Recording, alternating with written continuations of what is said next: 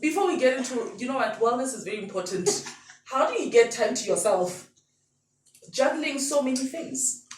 You need to ensure that you create the time. Otherwise, you won't have it. And our wellness is so important. Yeah. You know, I was just talking to another professional today. You know, she has neglected herself, and I was like, "Don't do this to yourself." You know, your personal relationships and so forth. Don't neglect that area.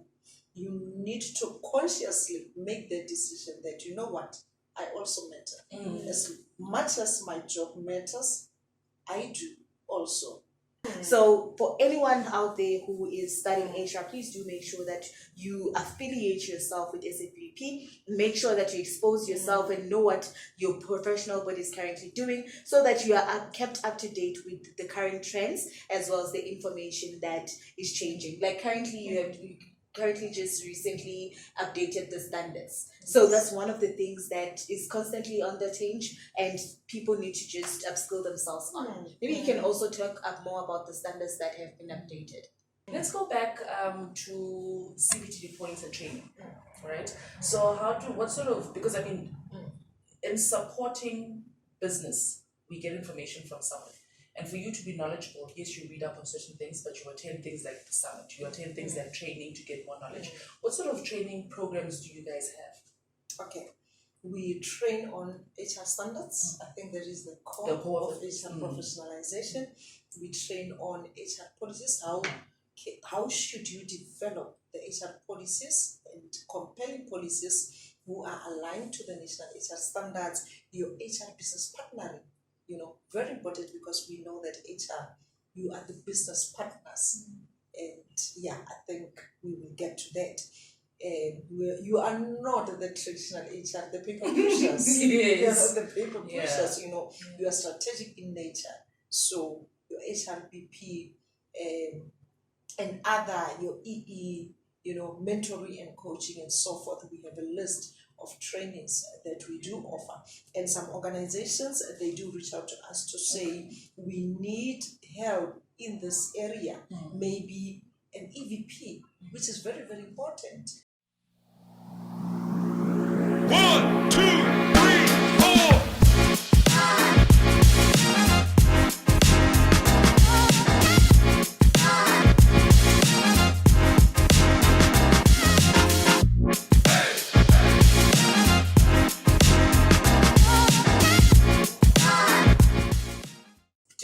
Everybody, welcome to Couch Talk with LHS. I am your host, Mpele, aka Boss Lady, and as always, with Zanele Buthelezi, aka Zanzi. And today we are joined by another HR professional, Kgomotso Mopalami. How are you, ma'am? I'm so good, ma'am. Good. Yes. So thank you very much for joining us today. So before we start with the topic of the day, so I just want to read your bio, just so that at least people know who we're talking to, right? So Kgomotso Mopalami is an experienced HR executive with excellent knowledge across various human resource subject matters. She currently facilitates the national HR standards and HR audits and other HR-related matters developed by the SABPP for people, or SABPP throughout the country and in other neighboring countries. Produced several articles and fact sheets for the HR profession and oversees respective SABPP national committees. Her career spans over a period of 2 decades in both private and public sector, having cut her teeth in the private sector as branch manager, personal financial advisor, and training facilitator. So currently she is the head of professional solutions and business at SABPP, and she is currently completing her doctoral studies in HRM. So, former SABPP chairperson for Free State Province, head of research and innovation at SABPP, lecturer at the University of Johannesburg and Northwest University School of Industrial Psychology and Human Resources Management. Yeah. What have you not done, ma'am, before we start with our topic? There's a lot she has been involved in. Oh, busy, ma'am. You are very busy. Very busy, it's so hectic. Before we get into, you know what, wellness is very important. How do you get time to yourself? Juggling so many things. you need to ensure that you create the time. Otherwise, you won't have it. And our wellness is so important. Yeah. You know, I was just talking to another professional today, you know, she has neglected herself, and I was like, don't do this to yourself. You know, your personal relationships and so forth. Don't neglect that area. You need to consciously make the decision that, you know what, I also matter. As much as my job matters, I do also. So make that conscious decision to also take care of yourself. Thank you very much. I'll take that as well as advice, because it's very easy to neglect yourself, and it's very easy to forget about you as a person based on the number of things that you have going on. So to touch on our topic for today, we're talking about the role of SABPP. So SABPP is a professional body for HR professionals. So maybe just tell us a bit more about what SABPP stands for and who you guys are. Yeah. SABPP, in fact, we don't say South African because we are also recognized outside the parameters of South Africa. So it's SA board. We say SA board for people practices, because it can be Southern African board, Southern Asian board. You know, I mean, we've also gained traction even outside South Africa. You just read my bio there, and you mentioned other neighboring countries. You know. We are also recognized, and due to the national HR standards, which were the first of its own kind. So we are the quality assurance, and we also accredit universities for their HR program, and also your organizations, consultants who are offering HR related trainings. So we assure quality. So yeah, that's a symbol for people practices. Okay. Yeah. So can I just and professionalism. You know, I think that is the core of SABPP. We need to professionalize human resource management. I mean, this is the core of every business. Sometimes people refer to HR as support services, and that makes me very angry. I smile, but I'm so jealous of this profession. So I do get very angry. And I tell those professionals, do you really know who you are and what your role is?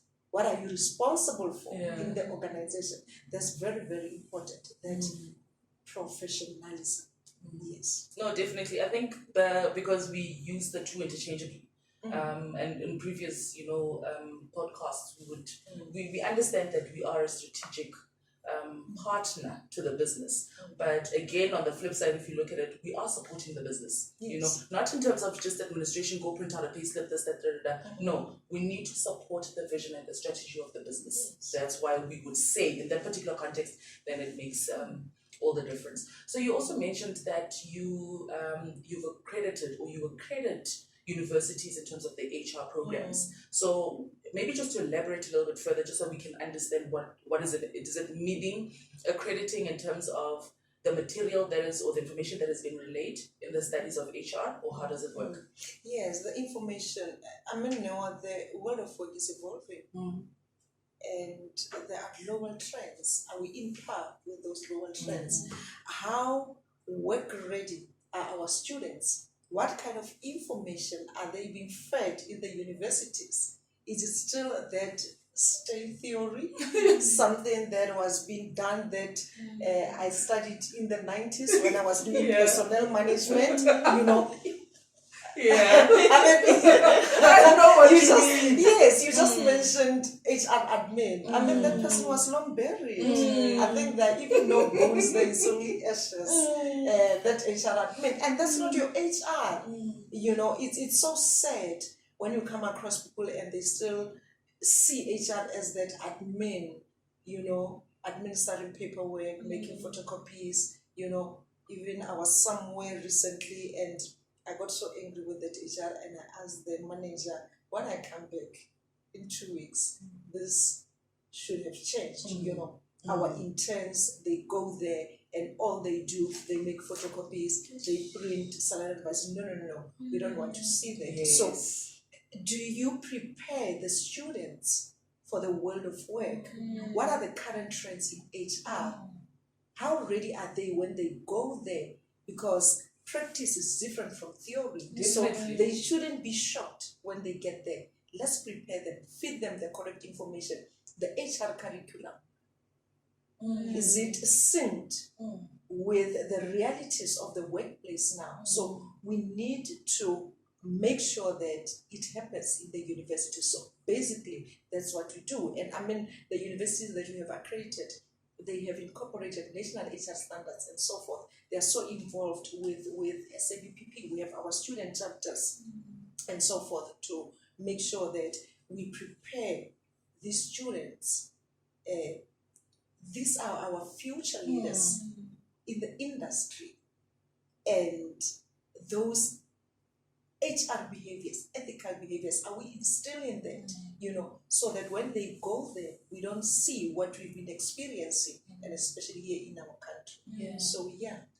You're mentioning quite a few things that I just want us to elaborate more on. You mentioning in terms of student preparation, making sure that the courses that they are studying are accredited, are in line with the industry trends and what is happening, right? Outside of accreditation, and you mentioned a bit of student chapters, what kind of support do you provide to students? If there are any students who are listening to the podcast right now, currently studying, for example, at the University of Johannesburg or Witwatersrand University, what kind of support can they expect from their professional body, and how do they then make sure that whatever that they do is aligned to the professional body itself? Look, we feed them with that information. I mean, just yesterday I was at the University of Venda speaking to the honors and third year HR students and preparing them. Some of them will be employed, some of them will be self-employed, So what is it that they should expect? The current trends, the right information, what's happening in HR, what will be happening in the next 2 years, and so forth. And to make them understand that although you've been studying for 3 years, this is the information that you have. The reality is this. So this is what you should expect. These are the changes. This is how HR is evolving. So you make them ready, for the workplace so that they know what's happening. And it's not only I'm giving this example. I mean, I go to different universities. My colleagues do go there. We involve them. We engage with them, with our higher learning institutions, but more to feed them with the relevant information, so that we change their mindset, we change their attitude, so that they are not only cocooned in that environment of the university, but they know exactly what should they expect. I think that assists them a lot. It does. It does. Can I tell you why? Because, and we see it in the working environment as well, right? There's a huge difference between theoretical work as well as practice. Because what you've learned, talking about, Mara doesn't reveal my age, but I'm not that old. Talking about personnel management, which is something that we studied. Yes. You are given the ropes. You take your theory as a guideline. But when you get into the working environment, things are different. Things are different. You've got your guideline, but there's certain things, trends, for example, certain things that used to be relevant back then are not necessarily relevant. Does that make them wrong? Not necessarily. Do you know that even other things which were relevant in 2020 now, they are no longer relevant? Exactly. And we give them that opportunity also to speak, in our conferences and so forth, so that we build their confidence, as much as we are building their knowledge. And we instill that sense of professionalism in them. I think that work readiness program is the link that's missing between the students as well as the working market. Because like you said, rightfully so, there's still people that think, as much as we have a high unemployment rate, that are sitting with their qualifications, not knowing what it is that they can do, or not having hope. But you don't have to focus on what you studied, so such things can help. Get into a working market or a company, and in that company, obviously when you go through the interview, the recruiter has your CV. They know what you've studied. Prove yourself. Better the devil that knows you, because it's easier to prove yourself in there. Yeah. So those initiatives are very, very important, and really they are wonderful to to instill in people. Yeah, and the skills, which skills are relevant? Exactly. I mean, now some of the skills are no longer relevant in the industry. Some won't be relevant, in the next 5 months or so. So they need to think. They need to think. I have to really agree with the skills part that is being offered at SABP. Just looking back, being part of a student chapter myself, there's certain skills that I have gained through student chapters. Being part of those chapters as well as the youth council also exposed me in terms of public speaking. With HR, you need to interact with people. It's a people's department. So how do you interact with those particular people? It starts small through that particular student chapter, and having those engagement with those people then escalates to now let's have a conversation with other people, which then makes you feel confident, like you said, when you're doing your presentations, inductions and whatnot, which started earlier days when you were still part of initiatives like student chapters and whatnot. And so forth. So for anyone out there who is studying HR, please do make sure that you affiliate yourself with SABPP. Make sure that you expose yourself and know what your professional body is currently doing, so that you are kept up to date with the current trends as well as the information that is changing. Like currently you just recently updated the standards. So that's one of the things that is constantly on the change, and people need to just upskill themselves on. Maybe you can also talk more about the standards that have been updated.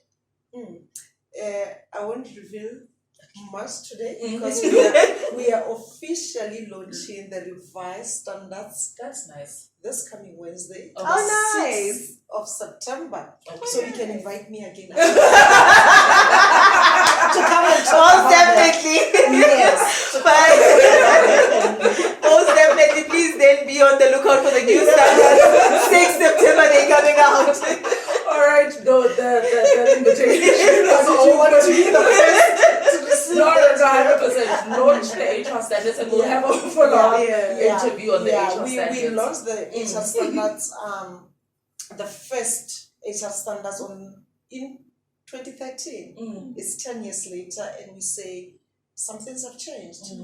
And so, because we are the professional body, we are leading in the industry, so we need to keep our professionals, informed and knowing exactly what's happening, and we need to be relevant also, and consistency, and align ourselves, so because the purpose of the HR standards is for alignment and that consistency. So 10 years later, we have revised, we are done with that. It was a mammoth task to ensure that everything is on point. So we are done, we are launching. And So what would you say the benefits are then for somebody to be, to become a member of SABPP? What are the benefits as an HR professional, or maybe a specific company to become, a member of SABPP? Look, we have the segmentation strategy in SABPP, because for you to become a member, there are 5 different levels that you are registered on. So we have our HR technician, associate, HRBP, chartered HR. We are even better than others. We have master level. So we have that segmentation to say, what do you offer to your HR, let's say your HRBP, if I may make an example. You cannot offer the same to your HR executive. Your chartered HR, what you offer to your chartered HR cannot be the same thing that you offer to your HR associate. So there are different benefits, for them to have that value from SABPP, such as your HRBPs or your chartered HR. Let me say that these people, they can mentor our HR associates, our HRBPs, because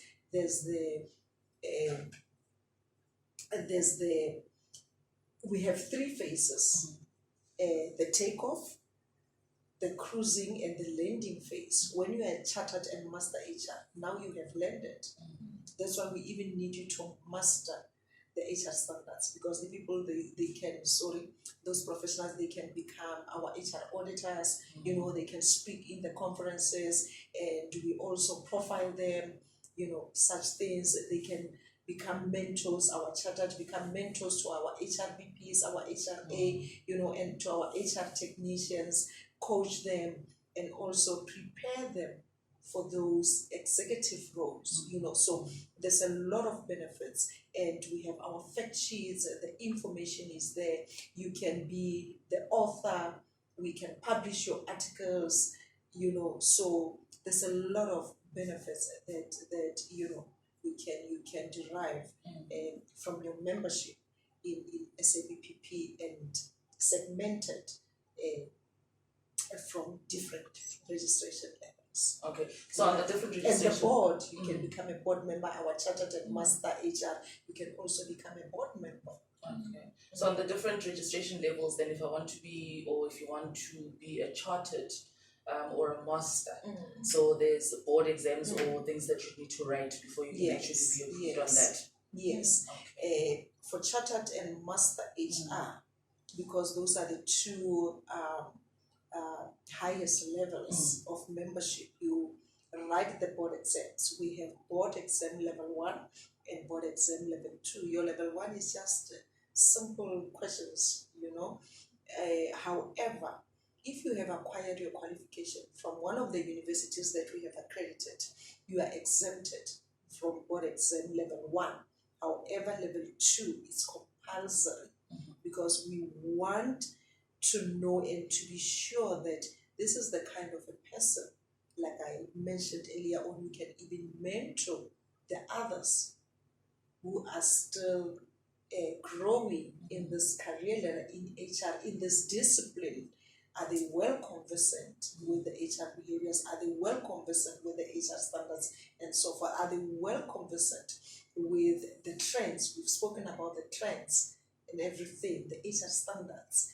And we have the guiding material, like the toolkit, HR to prepare, people to know exactly how should they go about this, and your HR audits and so forth. So they need, to write the board exams. Okay. Yeah, only those 2 levels. Just the 2 levels. Yeah, and as you upgrade, let's say you are the HRBP, you are upgrading to HR, to CHRP, you will have to write the board exam. Okay, so with the upgrades as well. All right, Upgrades. I know you mentioned, the benefits are different, right, per level, because they're not going to be treated the same. However, for somebody that is, let's say, an HR associate, who's just sitting there wanting to register and wanting to find out what sort of benefit, if I register with there's a lot of professional bodies for HR. Why specifically SABPP? What is it that I'm going to gain? You spoke about mentorship, so anything else maybe over and above that, that can be a nice to have for them. Yeah, look, those levels, they are still learning. They are still maybe our new graduates entering the workspace. So SABPP also has committees, provincial and national committees. And that's where we say, let HR professionals come together. And these are the 2 types of people that we need: our thought leaders, our experts in a specific element of HR, come and share the information with these ones, as you mentor them, as you coach them.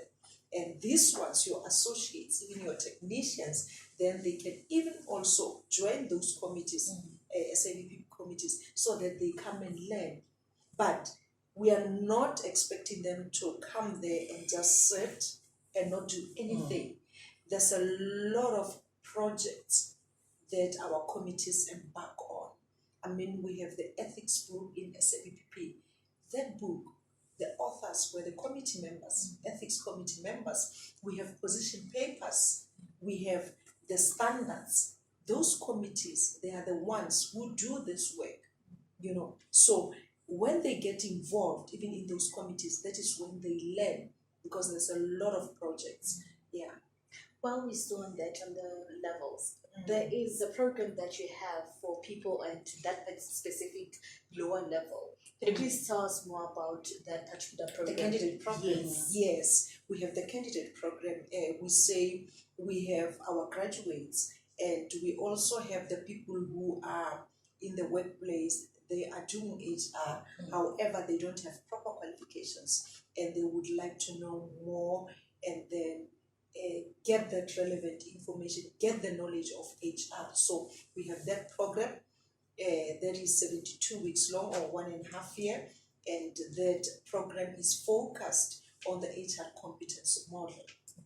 So we take them through that, so we transition them from the university theory, those who are the new graduates, they are our interns in the organization, so that they know the best practices in HR. So they gain the knowledge rapidly, So we shorten the time, their learning period in the organization in terms of learning the HR practices and so forth. So that is the candidate program.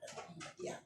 Okay. Can I just add on, because I think I want to get, in terms of the benefits, just to add on what you said as well. So something that can also benefit other people that are in the same industry, in the same space that we are on, because we don't have to hide information.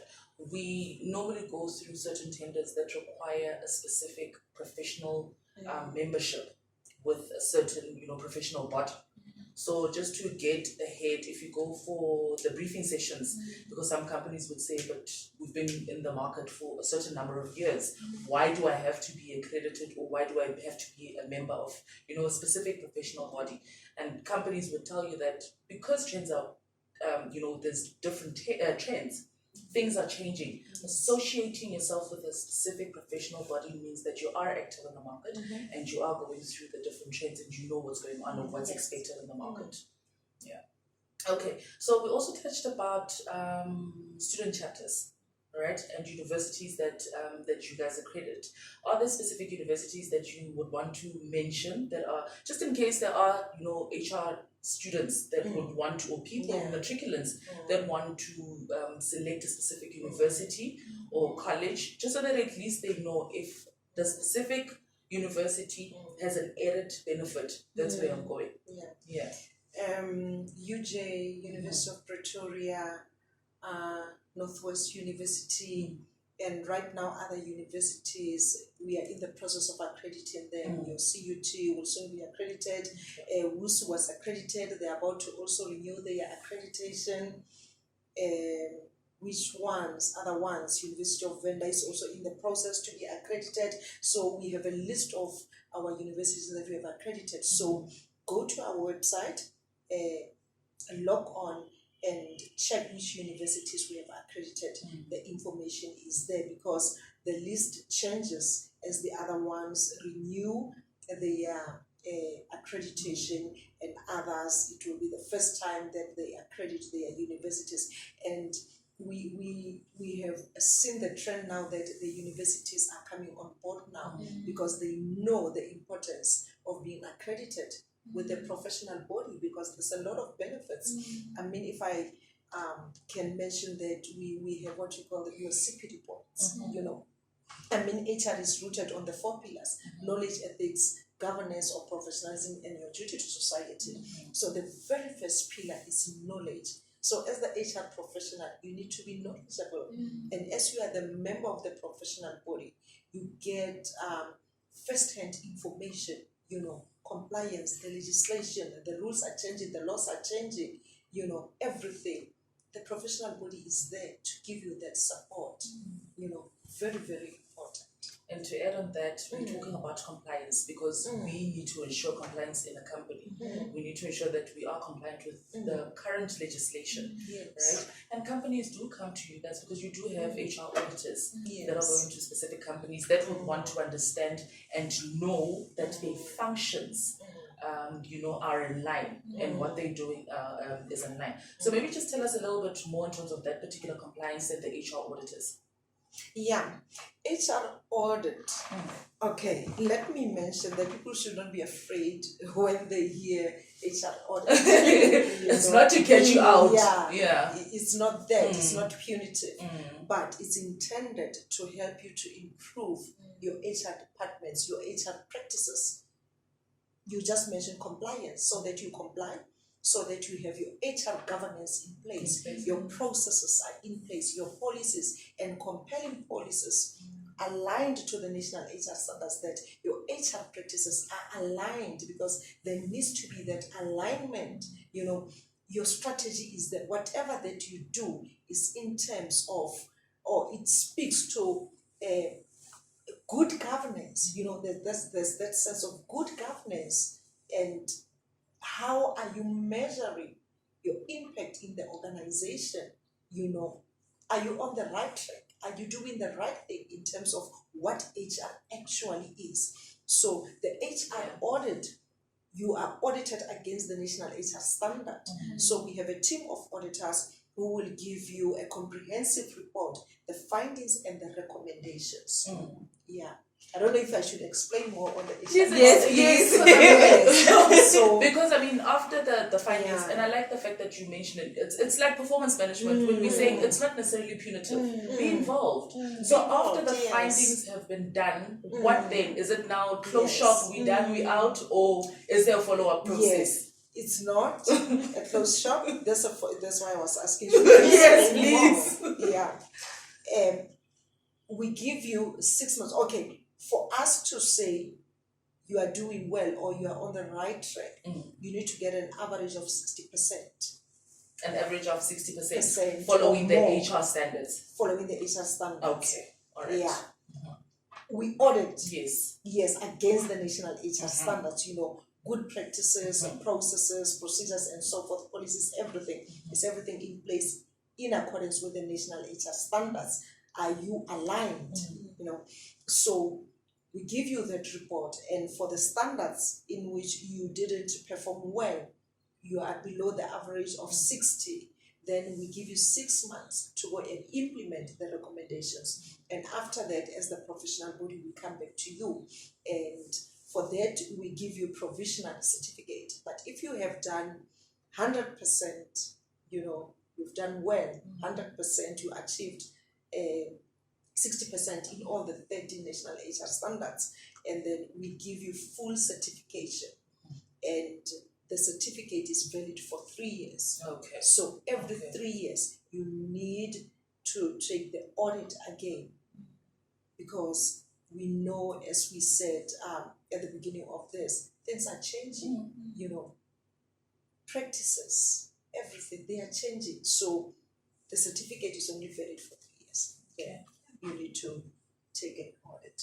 And then you spoke earlier about a summit that SABP has. What's the main purpose of the summit? What's happening at the summit? If there's anyone who wants to attend the summit, what should they expect in that particular event?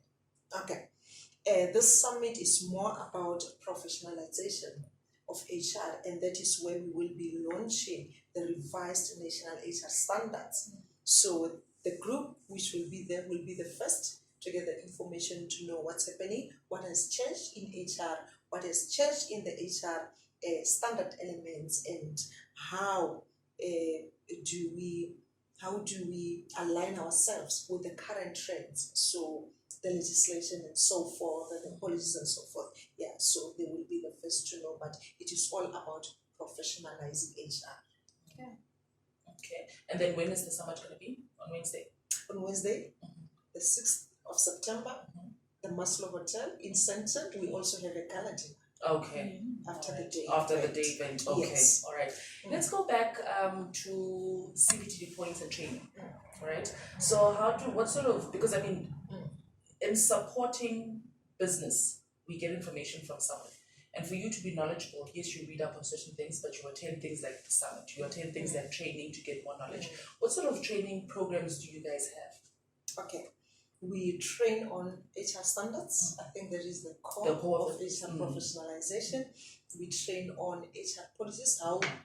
How should you develop the HR policies and compelling policies who are aligned to the national HR standards, your HR business partnering, very important, because we know that HR, you are the business partners. And yeah, I think we will get to that. You are not the traditional HR, the paper pushers. Yes. The paper pushers, you are strategic in nature. So your SABPP and other, your EE, mentoring and coaching and so forth. We have a list of trainings that we do offer. And some organizations, they do reach out to us to say, we need help in this area, maybe an EVP, which is very, very important. How do you attract the talent? How do you retain it? What makes you unique as compared to your competitors? So such special projects also, as long as it is within the confines of HR, something that we are able to do. So we also provide that kind of training or that kind of assistance to the organizations over and above training, developing those strategies, your EVP strategy and so forth. So for someone who is registered with the SABP, so maybe an HR professional like they is registered with SABP and they listening to this episode thinking, okay, what other forms of support as a registered member can I have from my professional body? Look, as a member of the professional body, we are there for you. And sometimes the HR professionals, they just register for the sake of ticking the box.